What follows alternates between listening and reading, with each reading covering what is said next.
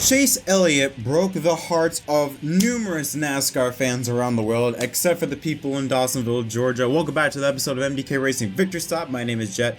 Hope you're having a wonderful Sunday. Yes, the now unpredictable Talladega, Atlanta Super Speedway, I guess we should call it now, produced one action-packed race and a very controversial finish. We're going to start off right at the finish line. Now, Corey LaJoie had become the guy that everyone, I would even argue, even many Chase Elliott fans were rooting for. You know, small team Aspire Motorsports, they came out, especially in the last quarter of the race, on a hot streak. They were out in front, they were being competitive. And they were in contention for possibly their very first career, or LaJoie's first career Cup Series win. A caution came out with 5 laps to go, or 5 or 6 laps to go, brought out a restart with 3 to go. Coming to 2 laps to go, Corey LaJoie was once again the race leader. Entering turns 3 and 4, you had Chase Elliott on the high side, Chastain on the low side. LaJoie throws a block on Elliott as they're coming down to 2 to go, but Erik Jones is going to give Chase Elliott the 9 car a nice push on the outside lane. Help from Jones. Elliott goes around the outside to take the lead away from LaJoie. Down the back stretch, Chase Elliott does a bit of blocking on Erik Jones, stays on the top side. LaJoie gets a run on the inside. Chase Elliott throws a block. Coming to the final lap, this is where the whole controversial finish takes place. So Elliott leads at the white flag. Corey LaJoie gets a good push by Erik Jones, jumps to the high lane with a huge run of momentum. Elliott makes a block. LaJoie gets put in the wall, spins, collecting Kurt Busch in the process, throwing out the caution, therefore ending the race under yellow, meaning Chase Elliott will go on to win at Atlanta for the first time in his career. The second father-son duo to win at Atlanta. Remember, his father, Bill Elliott, won at Atlanta in the 80s.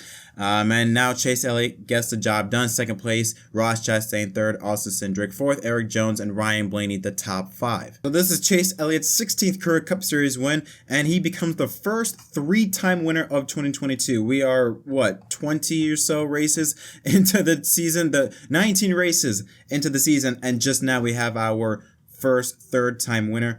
As I brought out the top 5, Daniel Suarez in 6th, Justin Haley 7th, Aric Almirola 8th, Cole Custer 9th, and Harrison Burton the top 10. With Atlanta Motor Speedway and the type of pack racing that we saw a lot of new faces join the mix, like I mentioned, Haley, Custer, Burton, and Jones. Other notables, Mark Truex Jr. 11th, Harvick 12th, Kyle Larson finishes in 13th position after he had a horrible day to begin with. Started out with a bunch of steering issues, started in the top or near the front of the race pack, and fell off outside the top 30 even. He was having so many issues. Same thing with Bubba Wallace. Absolutely horrible his car was the entire day. Rebounds to a 4th place run. Michael McDowell, Chase Briscoe, Todd Gillen, Brad Keselowski, Christopher Bell, and Kyle Busch, the top 20. Then Corey LaJoie and Kurt Busch, they were involved in that last lap crash, 21st, 22nd. Denny Hamlin, we're going to talk about him, finished 25th. Joe Logano, caught up in numerous accidents, 26th. Tyler Reddick, 29th. Byron in 30th. Stenhouse, 31st.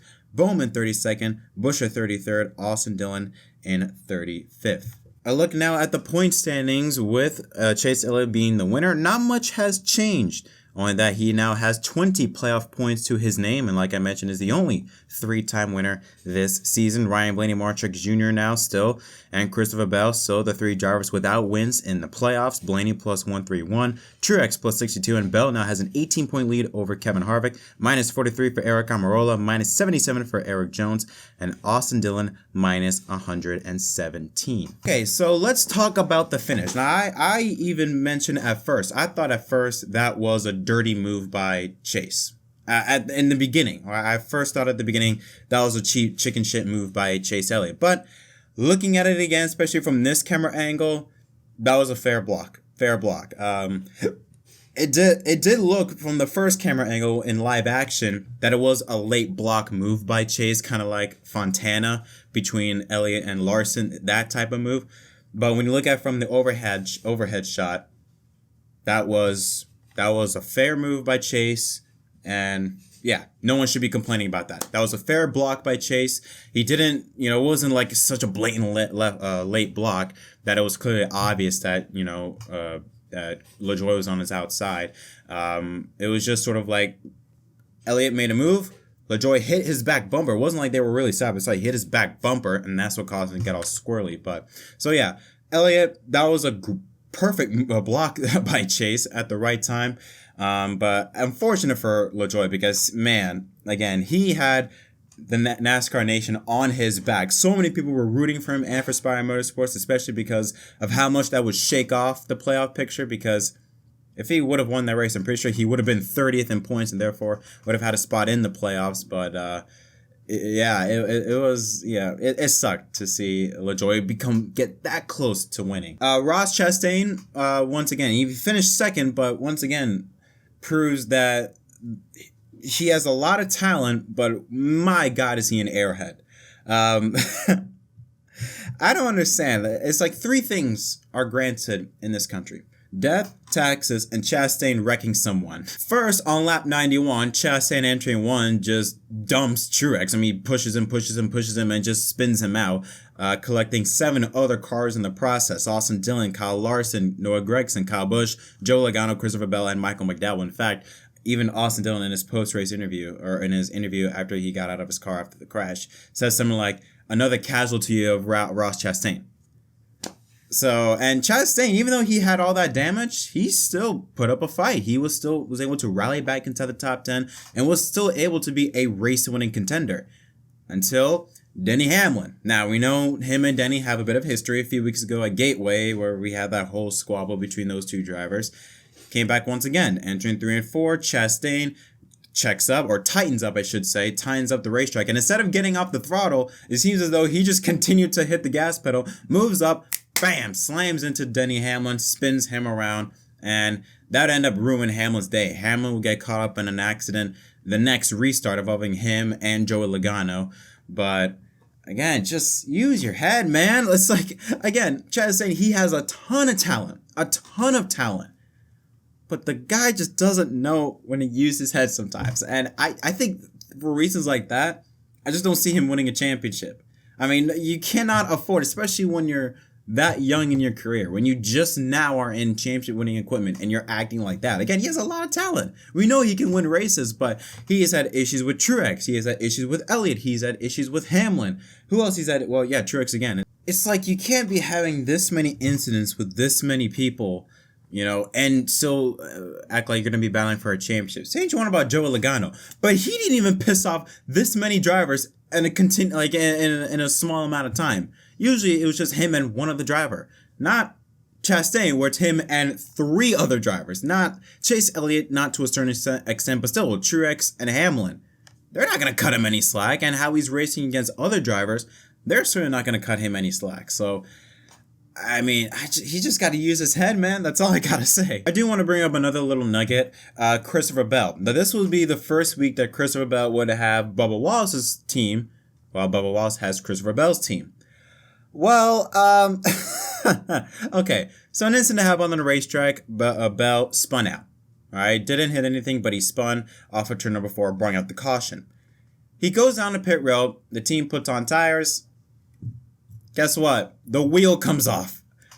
The wheel comes off of the car and Bell spins. Now, I think luckily for him, since he was on pit road and he was still pretty close to his pit road wall, that NASCAR is not going to give him give the crew chief a suspension. They're not going to get penalized. But I just like, are you kidding? At this point, just fire the pit crew, man. Just find a bunch of new guys and just bring them on here, because this is ridiculous.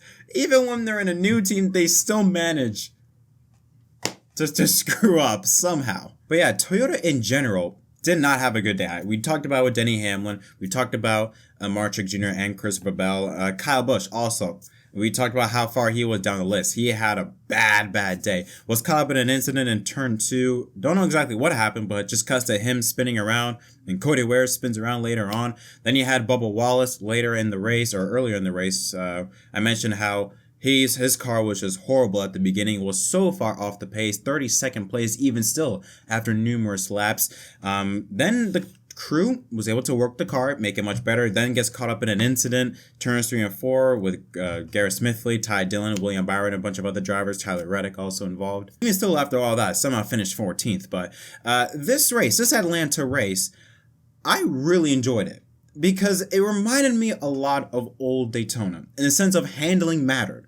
Daytona, Talladega nowadays, it is easy. go full throttle the entire time. There's like it's almost hard not to do it.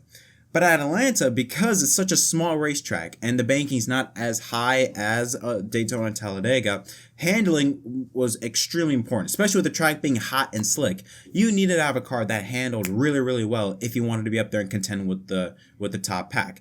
And it showed. And even later in the race, the field kind of spread out a bit. You had one pack that was their own little group, and then later on you had the leftovers that couldn't catch up because they couldn't go full throttle. Early on, Chastain, Elliott, and Blaney, they were the top contenders. And later on, Mark Truex Jr. came in. They were the top contenders because they were able to just stay in the throttle the entire time, stay up towards the front. Denny Hamlin, also another guy that had great handling in his car, was able to stay out in front. It was really refreshing to see because it really showed that, okay, it's also about not only who's the best driver, but also who has the best car, not really much more based off of luck. I mean, it's no surprise to know that the drivers that finished 1 and 2, Chase Elliott and Ross Chastain, they led the most laps. Elliott led the most laps with 96. Chastain led the second most laps with 32. And they had the fastest cars. Even Chastain, even when he had damage from that incident with Truex, was still able to rebound. Truex finished 11th, still somehow able to rebound. There were a good amount of drivers that even though they had damage to their cars earlier in races, they still just had a fast enough car and made the right moves to be able to stay with the draft and had great handling on their cars that even with damaged vehicles, they're still able to contend. But one thing I do got to mention before we end this off, I got to mention this.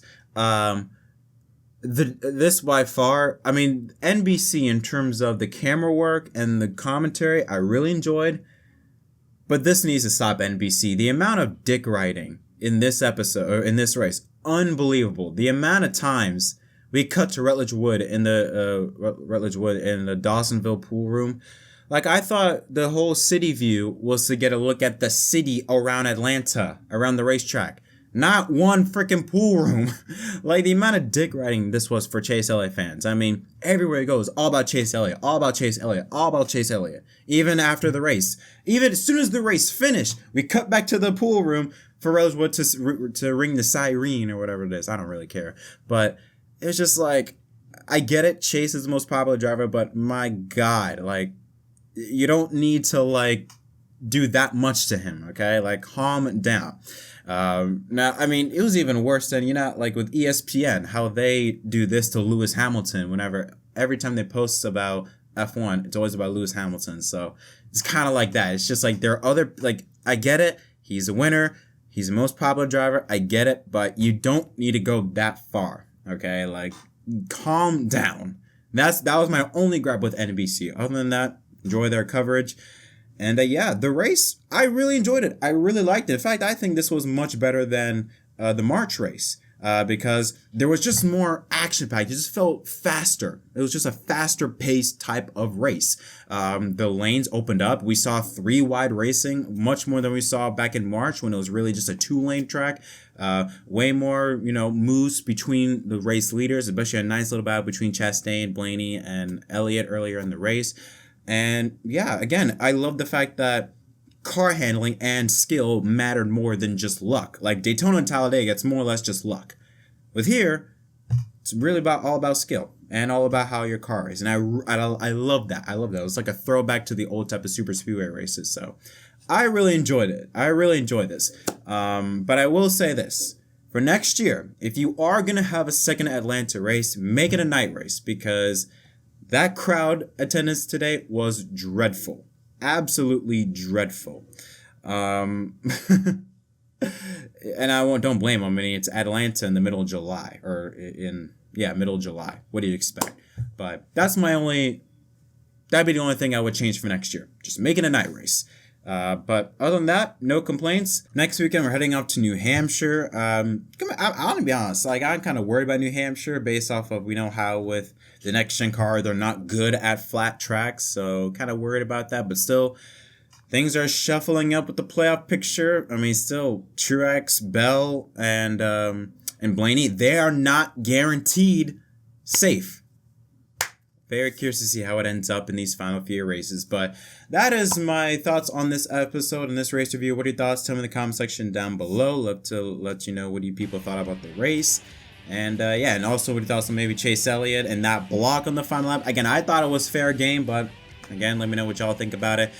But until next time, my name is Jett from MDK. Congratulations to Chase Elliott, your winner at Atlanta. We'll see you next time.